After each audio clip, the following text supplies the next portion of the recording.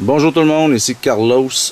C'est une vidéo d'introduction pour une longue série vidéo de mesures de radiation au Québec, en partenariat entre autres avec SDLAM, qui va utiliser sa visibilité que plus que moi, que mon propre blog, pour informer le monde des niveaux de radiation au Québec finalement.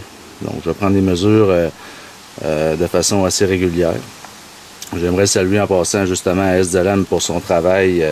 Pour ceux qui ne connaissent pas, il y a une chaîne YouTube. Il fait des vidéos incroyables.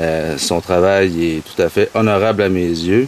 Je vous conseille d'aller les écouter. Vous pouvez le trouver entre autres par le site de l'équipe de Plein Feu sur l'heure juste.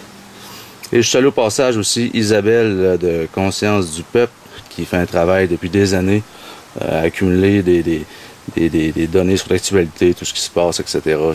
Vous faites un très bon travail. Donc, l'appareil en question, Inspector, précision de plus ou moins 15%.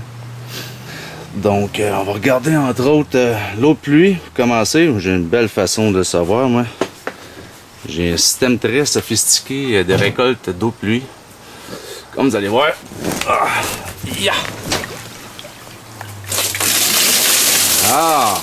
Bon, maintenant on a notre échantillon.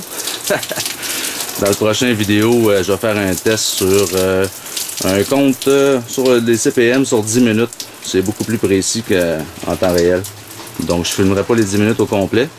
Je vais juste prendre un échantillon, puis on va voir ce que ça donne. Donc écoutez le prochain vidéo et tous les autres qui s'en suivent. Au revoir tout le monde. Donc, le résultat sur l'eau de pluie le 8 août 2012. Assez inférieur des neiges.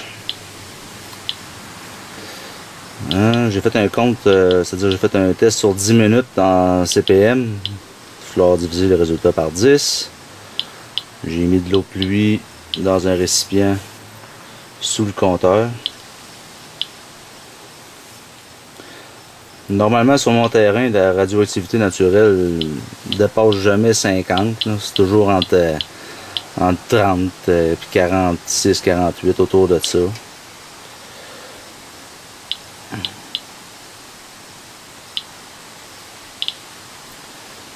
On y arrive bientôt.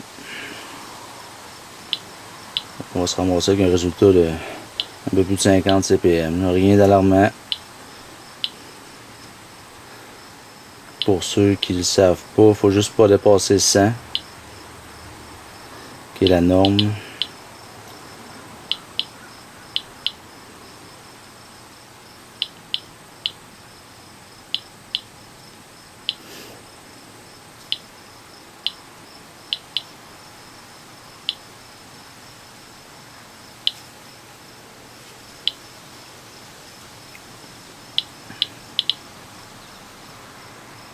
Donc au bout de 10 minutes, ça va donner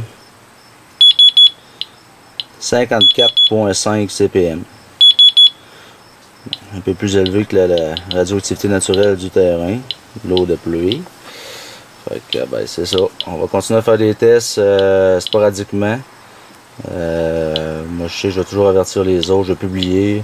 SDLAM va en publier, puis il y a Isabelle de Conscience du Peuple, elle, je lui ai promis là, aussitôt que je dépasse les 100 CPM que j'allais lui donner des nouvelles. Ils ont des sites beaucoup plus visibles que le mien, alors on va s'entraider. Bonjour tout le monde!